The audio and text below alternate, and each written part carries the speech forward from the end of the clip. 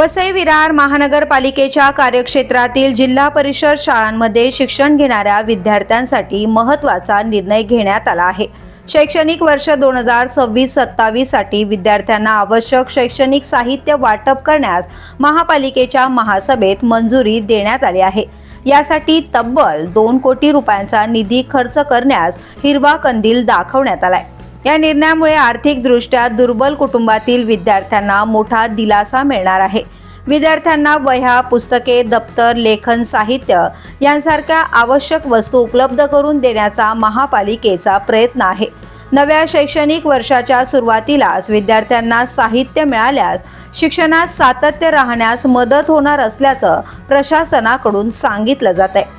महापालिका क्षेत्रातील अनेक जिल्हा परिषद शाळांमध्ये शिकणाऱ्या विद्यार्थ्यांची संख्या मोठी आहे। या विद्यार्थ्यांना दर्जेदार शिक्षणासोबत मूलभूत शैक्षणिक सुविधा मिळाव्यात यासाठी हा निधी खर्च करण्यात येणार आहे।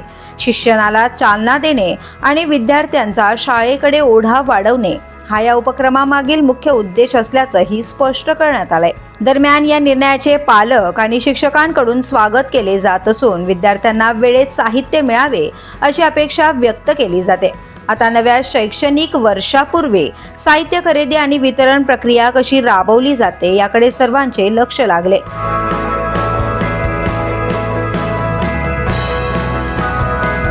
द पोलीस न्यूजसाठी नितीन पाटील, वसई विरार।